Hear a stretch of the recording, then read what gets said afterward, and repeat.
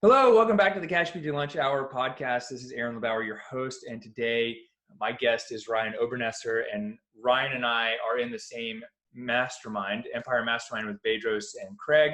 And I met Ryan and actually sat next to him at the mastermind a few months ago. Been watching him on Instagram, and I was like, I need to get Ryan on the show to come share what he's doing because he's teaching fitness business owners how to grow and become entrepreneurs. And I want to get him to share his message with you guys. So Ryan, thank you so much for joining us today on the podcast.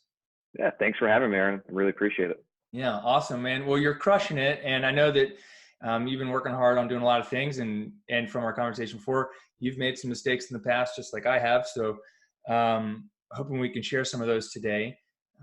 First off, just getting started, can you tell us a little about who you are? Like, how'd you get into fitness, and a little bit about what you're doing right now? Yeah, for sure. So I am originally from upstate New York, and that's where I'm still located now. A small little town called Utica. Originally, actually, I was supposed to go to PT school. Oh, wow. And I got accepted into a PT program. And at the time, this is going back probably into 2006, 2005. I didn't know what was out there. I had a very limited perspective on PT, and locally it was, I would call it like old school PT of sit on the machine and just do your ankle mobility. Like that was my experience with it from any injury I had. So I got worried that I'd be pigeonholed into an older population or, something that just wasn't fun for me. I wanted to work with athletes. So I had no idea that even existed. So I ended up bailing on the PT program and I decided to go for exercise science. Yeah. Okay. And, that's where I got introduced to, I guess, unfortunately, later on, I started to see the other side of PT, but it was a little late then to go back. But I did the exercise science program. And then again, I guess my monkey brain up here got to me, and I got nervous that what was I going to do when I graduated? I was going to graduate with an exercise science degree, which pretty much meant I could be a trainer, unless I wanted to go on to a grad school program. So my senior year, I decided to transfer. My father was a U.S. Marshal, so I had a law enforcement background a little bit because of him. I decided to make a transfer to Buffalo State College for a program where I would go into the U.S. Marshals program upon graduation. So it seemed like the safe bet, right, as you would call it, the safe avenue. And after delaying my graduation 18 months, they canceled the whole program. So I found myself with a psychology degree and no clue what to do with my life. And my girlfriend and I were actually going to move down to the Carolinas. That was our plan. So we took a vacation on my birthday to go down and scope out some residences, some jobs.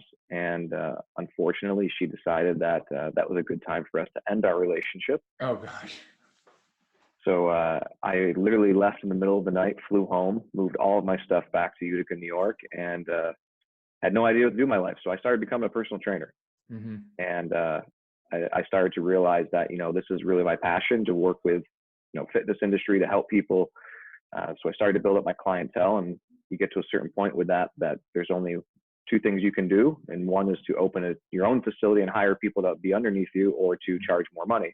And Utica, New York is not the most affluent area, definitely on the rise, but it was voted in Forbes for top 5 worst places to open a business, just to give you an idea of my location. And our average household income here is about $35,000 a year. Individual salaries are like average, again, you're looking like $17,000 a year. So wow. Is it like of like factories and laborers and laborers and stuff like that, or what's the main industry there? Well, so it used to be big. Like Utica used to be a booming city. If you go back, I say like to the mafia days, and it was kind of on the decline for a very long time. A lot of businesses closing up, just not a lot of opportunities. It's actually taking a swing the other way right now. We've had a lot of businesses come to the area. We have 2 professional sports teams, an AHL team, and then a soccer team. So that's been a big boom for us, and our downtown area has become revitalized, but it's still not, I would say, the most booming place for a small business. The failure rate is pretty high. but I decided to, I guess, screw it. That was the only thing I could do. So I opened a business, OB Training and Sports Performance, in 2014. And I quickly realized I had no idea how to run a business. Right. And, I opened it with my now fiance. We were girlfriend, boyfriend at the time. And we found ourselves spending a lot of time on the couch trying to, hey, like, what do we do? We had no idea. So I started to look into a mentor. And once I made my first jump on hiring a coach, that really completely changed my trajectory in business. So now, like, for 2019, we're on track to do 7 figures plus. In 2018, we did $700,000+ in gross revenue. And the big thing for us is we profited close to 40% of that, which is not very likely in a small business, let alone the fitness world. That doesn't usually happen like that. So hell yeah, man. That's awesome. Congratulations. Thank so you. You're on like the Forbes top 5 list. You can right? Something like that. Yeah. Successful business, Forbes top 5 worst cities to open a business. I mean, but that's impressive because, a lot of people always say to me, and this is the funny thing, is it used to be, Aaron, no one here has money. My town, no one can support a cash-based services, or people aren't going to pay for anything. And you've proved that in your industry, like, if you do it right, like, people will pay. And then the other funny thing is I've had 2 people recently say in the last year, well, I live in New York City or I live in Brooklyn. No one's actually going to pay. And I'm just like, it's kind of this universal, like, it's not that no one has money, right? No, it's not. And, a great example is when we first opened.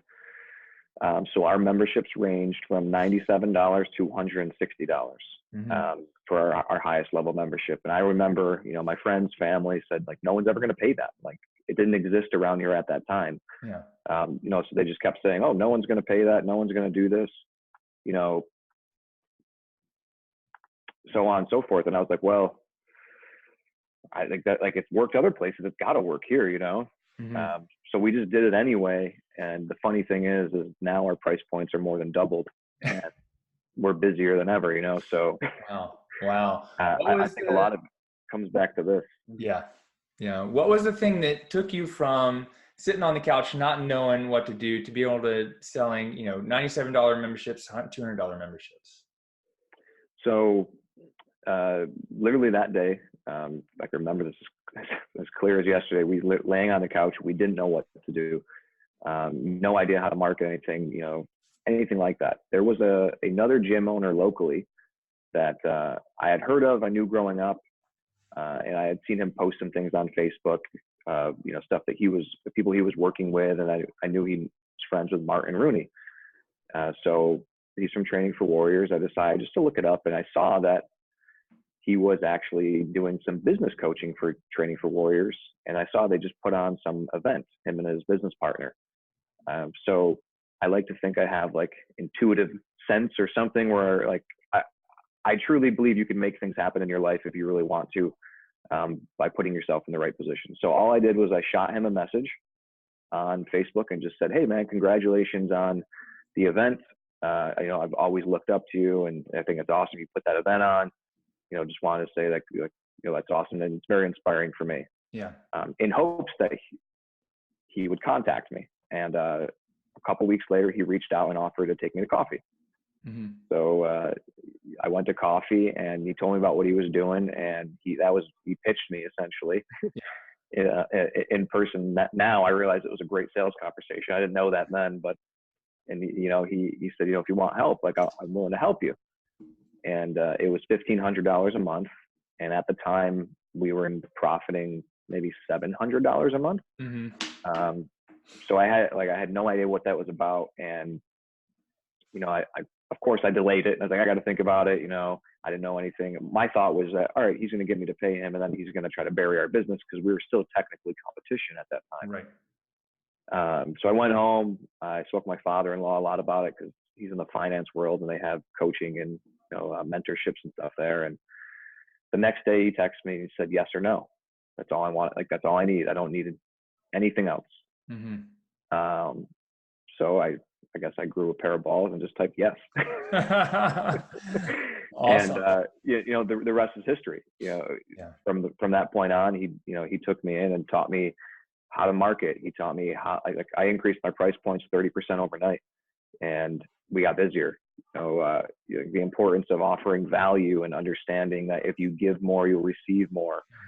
That kind of opened my eyes to a whole new world. And I think within the first 3 months, we doubled our revenue. Within the first 6 months, we tripled our monthly recurring revenue. And then I started to, I would say, gain that confidence of, hey, like now we can do this. And I started to see where to study, what to do. So it really worked out. And then I think a year and a half later, he ended up closing down his gym because he was doing more of the coaching. And that took away our competition. So, right. It all worked out. But the biggest thing for me was it entered me into a world I didn't know existed. And I guess ever since then, I haven't been able to turn back. Yeah, that's awesome, man. That's incredible. So you must have been thinking like, damn, okay, so $1,500, like, when is that even ever going to come back to me? How is that, and you just took a leap of faith. Yeah. I mean, that's all it was me jumping and taking that leap of faith. Knowing that, I guess, having trust in him and also having trust in myself that we're going to figure it out. Yeah. What was the thing that gave you a return on your investment? What was the piece of advice or the thing that you did or changed that you're like, oh, I did this and boom, it was next level? For us, the biggest thing was, number one, increasing our price points. The way that we were pricing ourselves was not going to work long term. Like we just couldn't exist. We'd have too many people and not enough revenue to be able to pay for staff. And then teaching me marketing, like, teaching me, not even just teaching me marketing, but showing me that I needed to start studying skill sets I needed to acquire to become a business owner instead of just a trainer.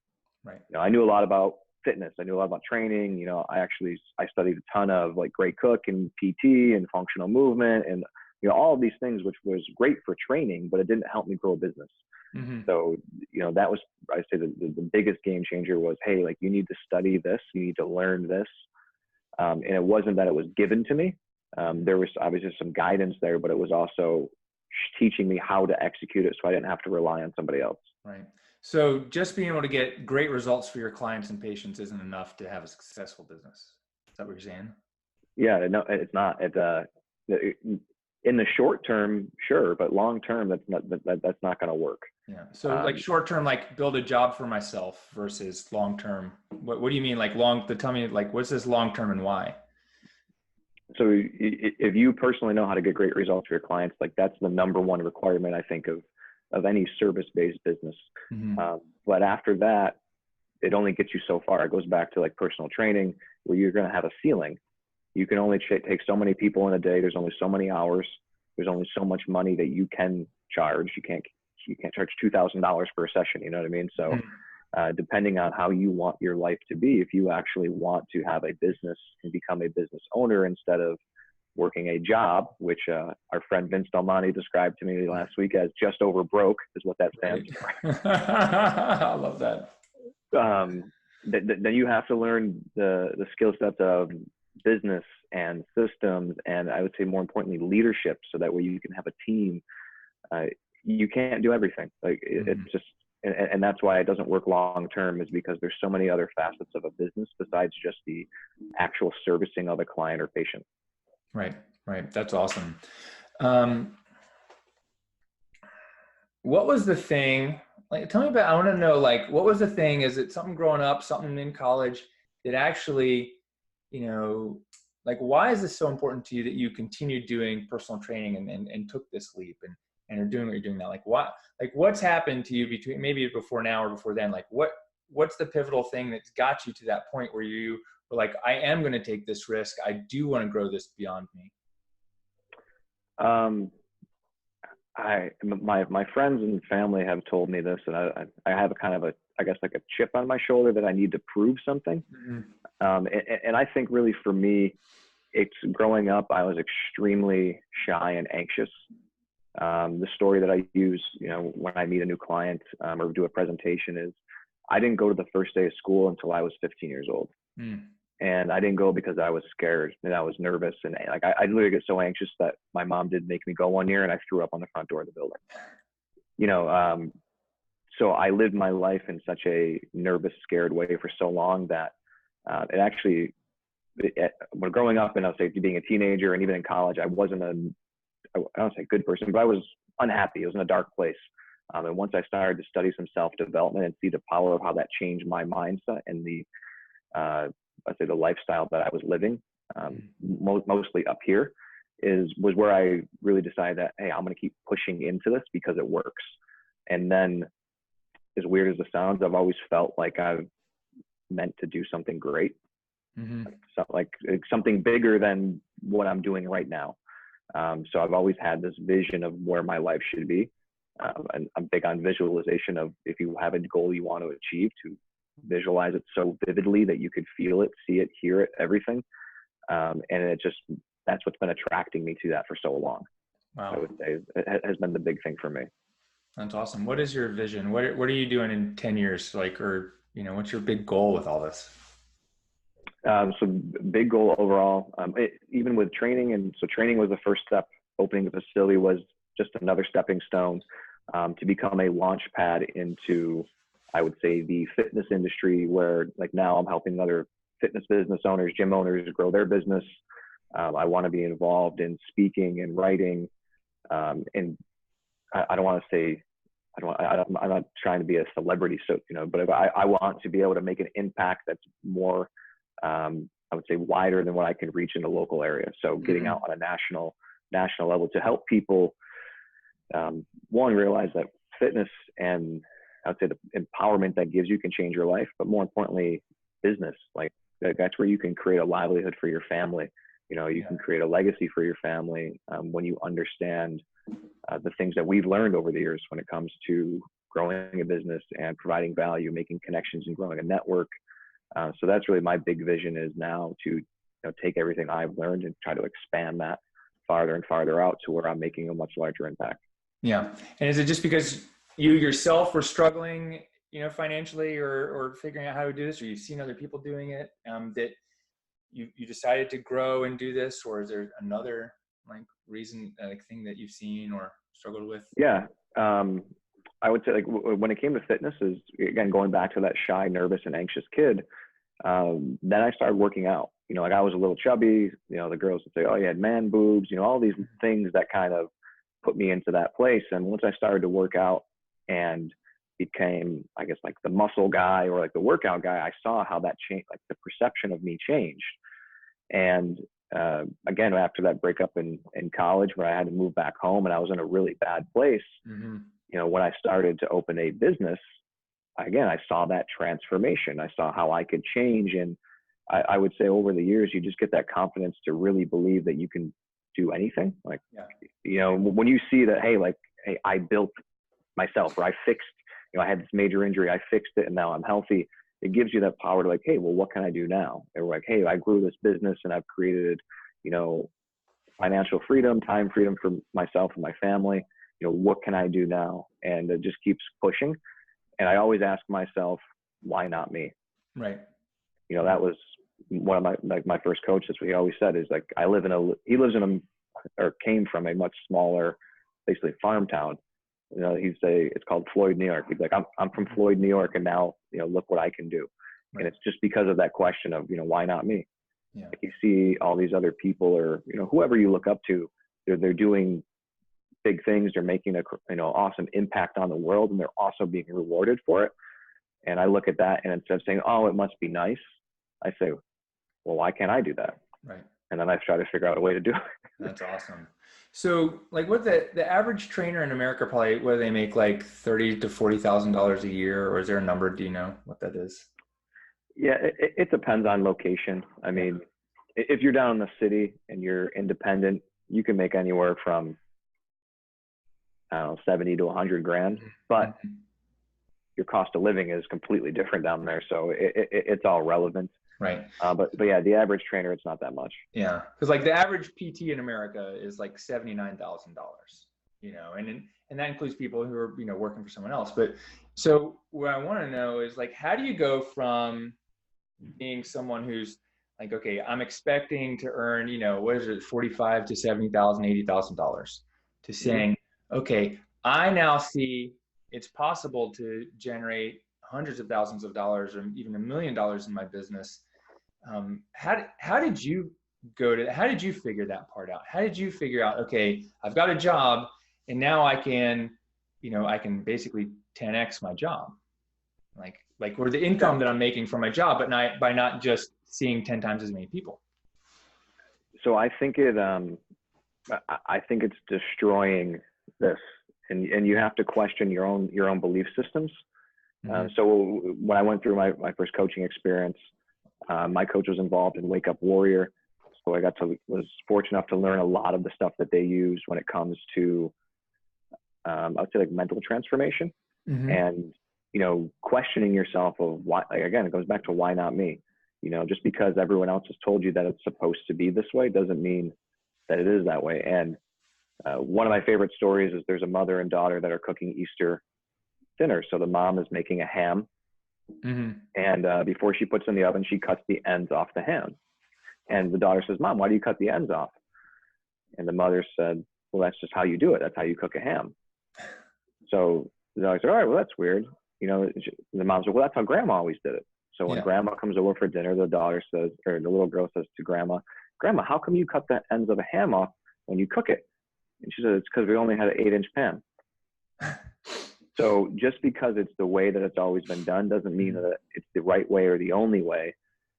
So again, once I started to get involved in those networks, and I mean, you've been at Empire, so when you're at a table of people and they're talking about how to make an extra $40K a month, right, versus just an extra $4K a month, it completely changes your perspective on, I'd say, finances, or like just from Ian Stanley's talk about, like, time and money are not related. Like, there's no reason that time and money have a correlation with one another. Like, if you can achieve a result in a shorter period of time, you could, like, why not make more money for it? Like, it has absolutely nothing to do with one another. So I think really it's overcoming this, because that was my biggest struggle starting out. Was growing up, I couldn't afford to go to my own gym. Yeah. And so when you're asking someone to give you money that you could have never spent yourself, I think it's a mental battle. But you have to understand that doesn't matter, because whatever you're thinking doesn't apply to everyone else. So we talked about earlier, oh, it's too expensive here, or no one has any money here. Like, they do. Like statistically, there's going to be a percentage of people in your area who are more than happy to pay a higher price point for a higher quality service. Right. It's your job as a business owner to find them. Mm-hmm. But I promise you, they're there. I've done it. Like, like a lot of people have done it. So yeah. So what are your so talking about finding them, like in your business, in your gym, what are you doing to market yourself in the clinic? What are the best ways you're marketing and finding the people in town who want to come to your gym and who can afford it? Yeah. So starting out, when we didn't know anything about marketing, we just thought that, hey, we'd open our doors and everyone would show up. Mm-hmm. And we realized pretty quickly that is not the case. So as you learn more about marketing, and we started to focus on the benefits for someone, I think that's one amateur marketing mistake, is to focus on features. Trying to think of a PT world, like, hey, like, we have cryotherapy, or we have this new machine, or we have this new technique. You have to understand that the person that you're speaking to has no idea what that means. Right. They really don't care. So if you can focus instead on what's the big benefit for them, and what's going to be the long-term payoff, and speak to the problems that they're currently having, then you can start to prescribe a solution, like you should be doing. You should be prescribing a solution, not a technique. And when you're prescribing a solution to someone's problem, they're much more willing to pay a higher price point for it than they are if they're trying to buy cool equipment. Right. I'll never forget our first expo. We're like, oh, we have kettlebells and turf, and we must have said it 100 times, and no one cared. Yeah. They just, they didn't mean anything to them. But as soon as we started focusing on the actual individual, and, hey, if you're experiencing this problem, then here's all of our solutions, and you speak directly to them, then you can start to attract a different type of person into your facility, into your practice. And then also being very clear of who it's not for, and when you are able to polarize those two situations, in the middle of it is where you're going to find the people who are meant for you. Yeah, that's awesome. It's important. Talk more about that, talking about who this is not for, like who the training's not for, who the clinic's not, who's the business, who this product, like why is it so important to call those people out and identify who your product's not for? Yeah. So I would say one is if you're not identifying who it's not for, you're going to get a lot of people to contact you that aren't right for your program. And it's a difficult conversation to have with them. And it also makes them feel bad about your business because they thought it was for them, and then they find out and they're disappointed. So then now they've had a bad experience with you. The other way is it's just a waste, it's a waste of your time. You go back to like becoming a business owner, you need to be extremely protective of your time. That's the most valuable thing that you're going to have. In an example of how we do this, so we have a 12-week training program. The 12-week training program is upwards of $2,000 to do it. So it's a large investment. Our advertisement, the first thing on it says, this is probably not for you. Someone who, and it's like, this is high-end training, this goes through all of these things we're going to be doing, but at first it says, this is not for you. That's going to deter a lot of people right away. And that's okay, because we're only looking for that specific person who wants personalized attention. They want that extra, we identify in that advertisement everything that would make up the individual we're looking for. That's someone who's looking to go above and beyond, someone who's looking for that personalized experience. So you're not directly saying, hey, this is a lot of money, but you are indirectly saying by all these things that this is going to be a bigger investment than normal. And it's something most people don't want. And that person that you're looking for is like, I want what most people don't want, right? Exactly. So, when you start to speak to that higher end type of clientele, it's much easier to find them. And then once you find them, those are the people who are going to give you referrals hands down without ever asking, because they value their time. They value getting a nice quality service. And when they find it, they want to tell all their friends. Yeah. Yeah. And it's probably not even just like, so high-end clientele is like people who aren't serious, people who don't want, right? What are some of the things like, because part of this, like identifying who it's not for, is identifying not like socioeconomic status, but the amount of drive and passion you have for making a change, right? It's like, it's not for people who aren't serious about doing X, Y, and Z, right? So when I say higher end clientele, I'm not only talking about a socioeconomic status. You're talking about your ideal client, someone who values your services, and they're not just going to flake out on it. Someone that when they make an appointment, they'll show up. Like they're not going to blow you off. So you want to speak to that person who, you're right, is serious about making a change. And that's why it's so important to know the problems and the issues they're experiencing. Right. So that way you can talk directly to them. Yeah. And going back to my coaching experience, that was the reason why I made that leap, is because in my conversation with him, he knew exactly the state that I was in that day.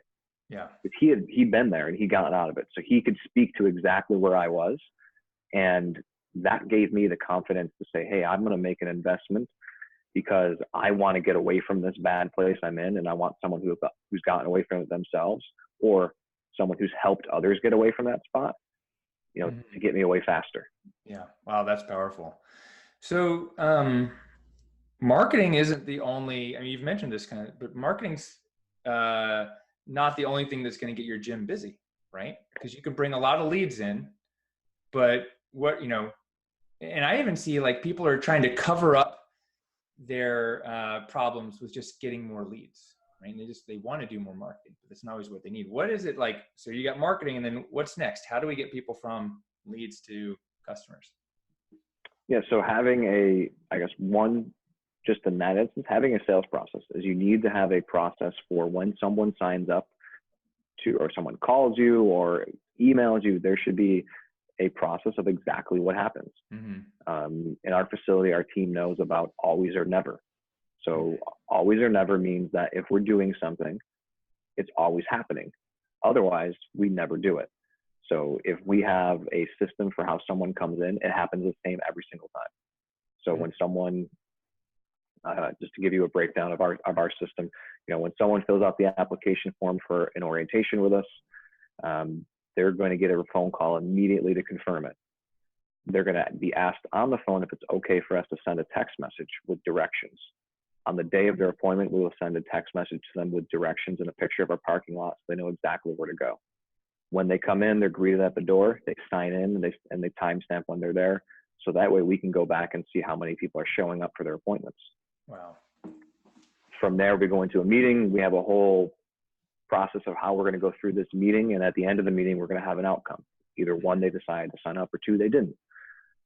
If they didn't sign up, then they'll go into our follow-up process.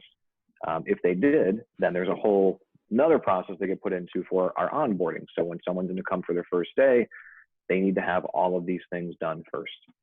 And then when they come in on their first day, our coaches know this is how we greet them. This is what we're teaching them. So for everything that we do, there's going to be a process and a system. And when it comes to being a business owner, that's your job to implement those. So that way you're not the one who's always overseeing it, trying to point out, oh, you guys do this, you guys do this. Like, I just talked to a gym owner yesterday, and he called it's the 1 month show. So it's just 1 month at a time. They're flying by the seat of their pants, but the next month they could all be different because they don't have any consistency in what they're trying to do. So yeah, you got to have a process for how we're going to sell someone, sign them up, and get them into their first session. And then you can never get away from it. That's the other thing, is you got to stick to that, because when you grow, if there's too much chaos, that's when things will break. Right. So if we have a system for how everything works, then it's much easier to sustain growth. Especially when you start to get your stride and you're growing faster and faster. You want to be able to have that system in place. Right. And what happens if someone doesn't follow the system? Well, if someone doesn't follow the system, we need to figure out, is it because, all right, so just in general, if someone's not doing what they're supposed to, there's only two reasons. Either one, they don't know what to do. Two, they're too lazy or they don't care. Yeah. Once you identify which one it is, then you can make your decision on how to handle it. And from an employee standpoint, if it ends up being they're too lazy and they don't care, they got to go. Yeah. Obviously, you can give them like, hey, this is why this is so important. If they're newer, this is what needs to happen every single time. But that's one thing I always like. I don't know is not an excuse, or I forgot is not an excuse for me. Right. That doesn't work. Because like details matter. Like, those are the little things that create an amazing experience. And, talking about leads, and it's not just about leads, it's what's the experience an individual is going to have. Why are they going to want to keep staying with you? Because you can grow a business without getting any new leads just by having a very, very low attrition rate, meaning that the same people are coming back over and over and over again. If you're just constantly recycling through new people, you're never going to grow. You're going to spin your wheels. Right. Right. You said earlier, and I'm assuming there's a tie-in with earlier, you said you guys have like a 40% profit margin. There must be a tie-in to that with the way you've set up your business and systems. Like, so how are you doing that? And like, what's the process system or something that you're using to generate more revenue, profit, and growth? Yeah. So there's a few things. In the gym world, it tends to be very common to have a ton of part-time coaches. Like I got talking to Jim Moore yesterday. He's got like 16 coaches, and they're not profitable.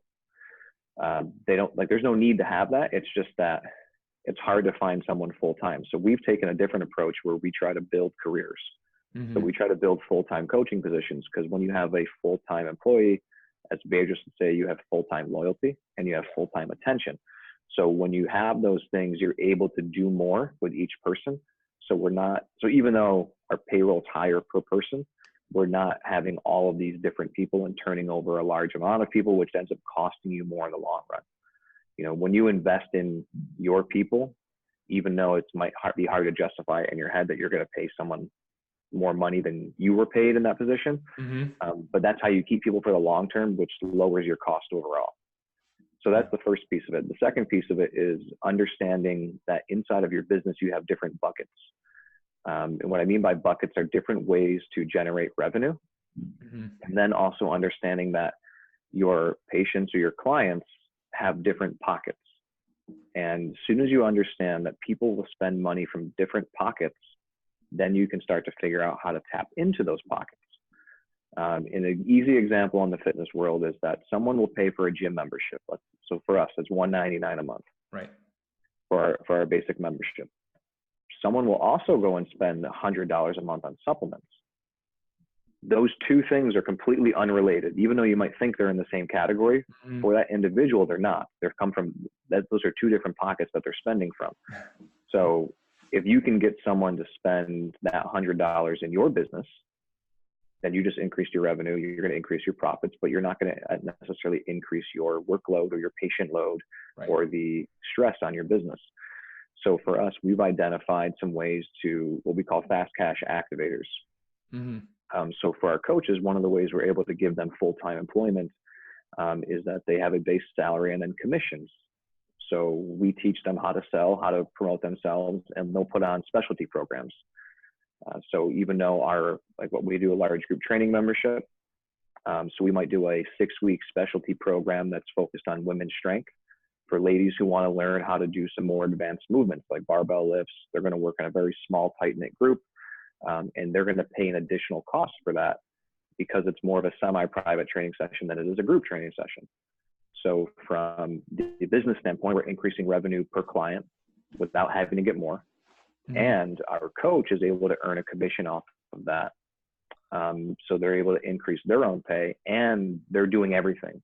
So me as a business owner, I'm not doing anything for that. They're creating it, they're marketing it, they're executing it, and everyone's making out because the clients are getting more value, the coaches are getting more value, and the business is growing and getting more value.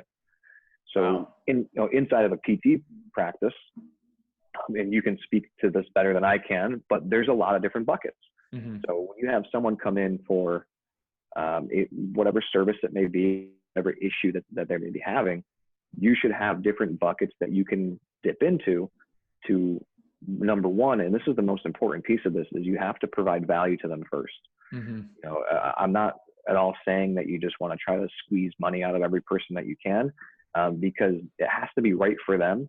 And they have to find value in it. Otherwise, they're not going to enjoy it. They're going to regret it, and then they're not going to do it anymore. So if you can find a way to say, hey, Jane, you came in and you were dealing with this issue. We went through PT for how many weeks, and it helped it. What I think would be really good for you to help maintain this long term would to come in, once a week for trying to think, like dry needling or scraping session. Something that's a little bit different. It's not the typical protocol that she went through, but it's still providing her value. It's also keeping her within your radar. So if something ever does come up again when it comes to an injury, or if they need assistance with something, then they're already right there. Mm-hmm. And they can just hop right back into treatment, and you're not constantly going to look for that next person. Yeah, that's a great idea. It's interesting. I'm starting thinking like, oh yeah, these are. And so the interesting thing is like we have a little bit different type of things. So sometimes in like North Carolina, like I can't recommend vitamins and supplements, but some states you can. Mm-hmm. And so I just want to say, like, these are awesome ideas. And for any physical therapist listening, just make sure that it's in your practice act. But these are amazing ideas because like a lot of people think my business is only about the service that I was trained to do, and that's where I'm going to get my money. But what you're saying is people have money for other services. They may not even know that you can offer them. And you may not even be thinking about offering these services or products or memberships and stuff like that, right? Yeah. So you're niching down your niche. Mm-hmm. So you're offering a specialty service that's just a part of your normal services, or that it might not be for everyone. Yeah. Everyone's not going to need to do scraping. Everyone's not going to need the specific PT treatment, but there's going to be a population that do need it. Mm-hmm. So when you can put together a service offering that just focuses on that one thing, and you have, let's say, your general services, your general treatment, when you get someone in who fits that bucket, mm-hmm. then you can present that to them. And over time, you grow however many buckets that you have. You have some like passive ones like you talked about with vitamins or supplements if you're allowed to do that. Apparel is another one. Simple things like that where like people like to represent those that they work with. So if you have t-shirts available, like we just did an online order form. So we have a company who creates an online website for us with all these different t-shirt options. Yeah. People go on, they order it, they get it delivered, and then we get just kicked back a commission. We don't do it. There's no work for us. So if you have a service-based business and a practice, like you can do that too. And then you have a client base, you have old patients, you'd be surprised how many people would be willing to, purchase some apparel just because they like you, they like your brand, they want to represent that. So right. That's another easy way to do it. That's awesome. That's really cool. Were you at Fitness Business Summit last year? I wasn't. Who's the guy that owns Live Fit? Randall Pitch. Yep. He was a personal trainer, and he just he had worked for a screen printing shop, and he just started making shirts for his bros and his friends and his skate buddies. And people were like, "Hey, can we buy those from him?" And he's now got a humongous apparel business. Yeah. Doing that just from that, same thing. Yeah. It's really neat. So you never know. I know, huh? So Ryan, I want to ask you this question. We talked a little bit about this before we started the podcast. If you're a gym owner and I'm a physical therapist, because I got mostly physical therapists and healthcare providers listen to my podcast, like, what is your advice to me if I want to develop a relationship with you as the gym owner or manager of the gym so that we can create a mutually beneficial relationship so that, hey, I get some business and you keep business, or you get business, I bring business your ways, like to keep people healthy so they're continuing to work out? Like, what would be some of the things that I could do or say, or how would I deliver value to you as a gym owner if I'm the physical therapist trying to create a relationship? Yeah. So I think number one, the most important piece of that's communication. Mm-hmm. Because I can tell you over the years, like we've had a few different PTs, like chiropractors that we've attempted to work with. And the biggest downfall of that was just lack of communication. Mm-hmm. Is that, we'll send over a client for services, and then when we try to get an update on them, we just don't hear anything back. So I think overall, just an open stream of communication of what's going to benefit the client first. When it comes to those introductions, I think another simple way would be make a system for referrals.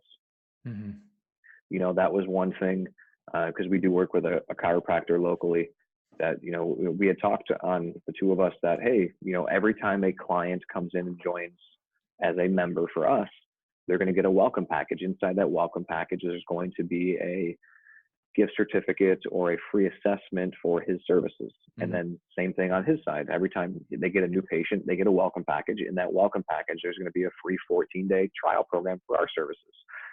So I think just some mutual referral system. Mm-hmm. But again, it comes back to that always or never. Right. Because that's a difficulty in working with someone else, is that you have to make sure that each person feels like they're getting what they want out of it. Otherwise, it's not going to work long term. Yeah. So I think putting in a system like that is really helpful. Mm-hmm. I think part of it is, and I'm sure you see this, like there are people that I know I can help, right? But yet they don't know I can help them. Yeah. How do I as like a trainer, a therapist, how do I help people I know I can help when they don't know what I can do for them? Maybe that's the bigger question. Yeah. And I think once a relationship is established, to put on some sort of educational event. Mm-hmm. And again, that's, I would say another way that we do is we have a members Facebook group. So I guess as a PT, you could say, hey, would it be okay if I, shot a video for you just to put in your members Facebook group, or to send out to your members, just to provide value? Yeah. Like running season is big right now. So if put together an educational video about how to not get shin splints, or what to do if you get shin splints, something like that, where you're coming with a giving hand. That's something that we always look for. If someone wants to provide value to my members, I'm not going to say no. Like we want to have them to have the best experience. Yeah, that's a great. But I'm just sitting there writing my own notes down, like, oh, that's a great idea. I got this great idea from that. So yeah. I think if there's any obstacle with that, it's just that depending on where you're from, there might be the scarcity mindset. Mm-hmm. That I know that's one thing we deal with, that Yeah. someone thinks that we're going to take their patient, or someone thinks that they're going to take our client. And I think it's just knowing what you can do and what you can't do. Specifically, probably more from the gym owner side, Mm-hmm. is like, you can't provide PT. Yeah. Like, legally, you can't. So there's going to be something that happens, and you just have to be comfortable knowing that it's out of your wheelhouse and you need to refer out. And again, like, the patient or the client is always going to appreciate that you're looking out for their best interest. But I think that comes back to open communication with whoever it is that you're working with, to know that, like, we're not trying to steal each other's business. We're just trying to support each other and make good relationships. Mm-hmm. Absolutely. That's awesome. Well, there was something else. Oh, I was going to ask, yeah, here it is. I get 50 questions run through my head, and I got to pick the right one.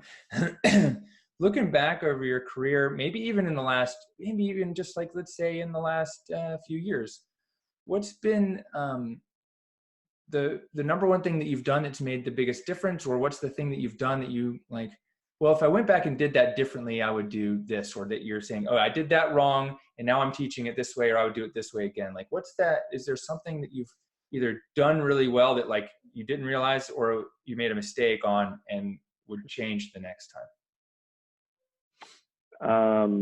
Let me think for a second. I would say moving faster. Mm-hmm. Early on, that was something like hesitation, or like, worrying. Like, as someone who's a lot of anxiety, like Tony Robbins says, you have your primary question of, like, everything you do in your life is determined by one question you always ask yourself. My primary question is, what will they think of me? Mm-hmm. So out of fear of what will someone else think of me, has held me back over the years, pushing the envelope on the business, doing things that are kind of out of the norm. Lately, the last couple of years, I've gotten over that. Mm-hmm. And that is when our business has scaled the fastest, is because they're not concerned with anyone else except ourselves. One thing I started doing about 2 years ago is I run with blinders. So Mm-hmm. I block any other business that is related to me. So I do not know what any local gym does. I have no clue. I block it all, social media. So that way I'm only going to operate off of my own thoughts and our business and what we're doing. And that's, I think, transformed the way we do things, because now we are the innovators in the area. Mm-hmm. Whatever we do, someone copies. Yeah. And it's because I have no idea what they're doing. So I'm not concerned with it. That's not affecting my play. Mm-hmm. I think when you're playing your own game Yeah. was probably the biggest shift, is we just, hey, we're going to play our game and do what we know how to do best. And when you focus 100% on that, things move in the right direction. Dude, that's awesome. That's awesome. I want to respect your time for being here today. So if someone wants to learn more about you, Ryan, where can they find you online or get in touch with you? Yeah, so you go, Instagram is just at Ryan Obernesser. If you want to look at, like, I have my gymprofit.takeoff.com. That is my mentorship for gym owners. If anyone knows a fitness business owner who's looking to grow their gym, you can find that there. If you want the 60-day blueprint, I sent you the link on that. It's just gymprofit.com/60-day blueprint. That's really for any entrepreneur who's looking to just have a good training on how to develop a outline and a plan to grow your business over the next 60 days. Awesome. And that's a free training too, right? Yeah, that's a free training. So you download it. It'll be right there for you, a video training, and then the actual template. And you can start to implement that in your business right away. The nice thing with that is it forces you to come up with a plan. Mm-hmm. I think that's really important, is that you need to be you can take ideas from someone else, and someone can tell you what to do. There's a time and place for that. But ultimately, you need to be the one who develops the vision of your business and the route that it's going to go. So that way you're more likely to stick to it. Wow. That's awesome. I'll have to check it out myself. So I'll put those links in the show notes on our blog for everyone to find them. Ryan, is there anything else that a question I didn't ask you that, I should have, or anything else you want to add to what we've been talking about? No, I think we went over everything. I guess the big thing I would say was just get over your own mindset. Like that's the biggest thing when it comes to business, especially like with cash PT business. It's different than what the norm is. Mm-hmm. But my own personal belief is I think healthcare overall is going to go there. Yeah, is the only way that you're going to be able to get a quality service and get quality care is to pay out of pocket for it. So I think to be on the front end of that is huge because I think that's going to be the direction that the needle's moving. Yeah, awesome. Well, thank you so much for being here. I really appreciate it. Yeah, I appreciate it, Aaron. Thank you. Yep. All right. This is Aaron LeBauer for the Cash PT Lunch Hour. Dream big, go for it, and get over yourself. I'll see you guys next time.